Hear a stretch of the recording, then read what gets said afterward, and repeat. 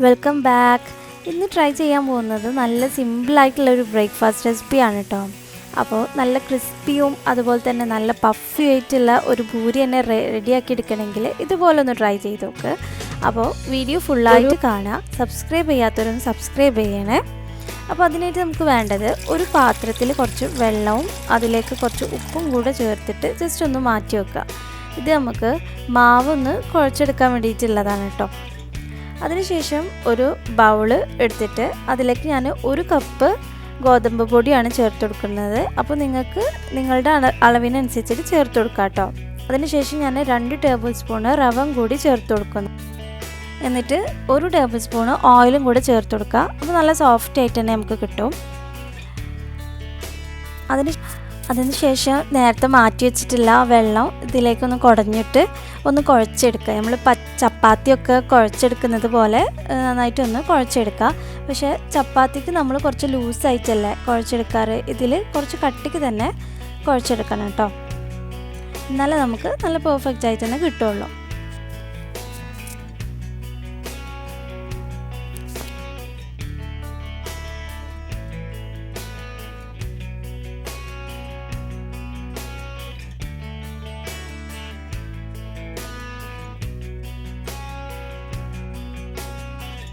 ഇപ്പോൾ ഞാനിത് നന്നായി കുഴച്ചെടുത്തിട്ടുണ്ട്.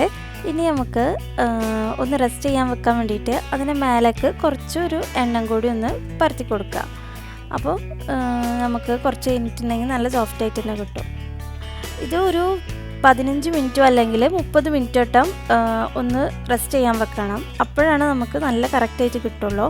അപ്പം തന്നെ നമ്മൾ എടുത്ത് ചുട്ടിട്ടുണ്ടെങ്കിൽ നമുക്ക് ഇത് ഹാർഡായതുകൊണ്ട് നമുക്ക് പരത്തിയെടുക്കാൻ കുറച്ച് പണിയുമാണ്, റെഡി ആവില്ല കേട്ടോ.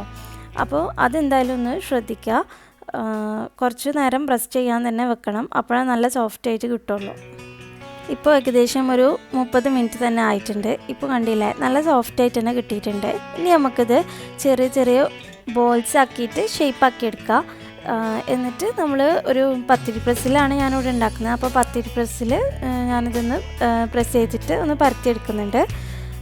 ബോൾസ് ആക്കി എടുക്കുമ്പോൾ ഒരുപാട് വലിപ്പമുള്ള ബോൾസ് ആക്കി എടുക്കരുത്, കുഞ്ഞു കുഞ്ഞു ബോൾസ് ആക്കി തന്നെ എടുക്കാൻ ശ്രമിക്കാം.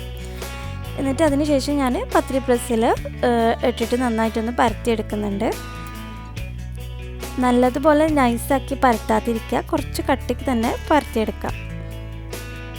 പരത്തിയെടുക്കുമ്പോൾ പത്തിരി പ്രസ്സിൽ ആദ്യം നന്നായിട്ടൊന്ന് എണ്ണ ഒന്ന് തടവി കൊടുക്കണം.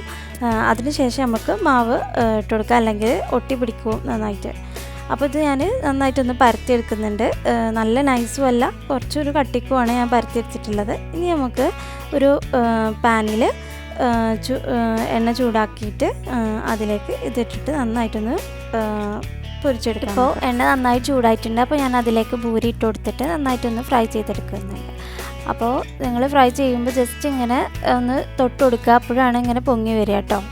അപ്പോൾ ബാക്കിയുള്ളതെല്ലാതും ഞാൻ ഇതുപോലെ ഫ്രൈ ചെയ്തെടുക്കുന്നുണ്ട്. അപ്പോൾ ഇതൊന്ന് ട്രൈ ചെയ്ത് നോക്കിയിട്ട് കമൻറ്റ് ചെയ്യണേ.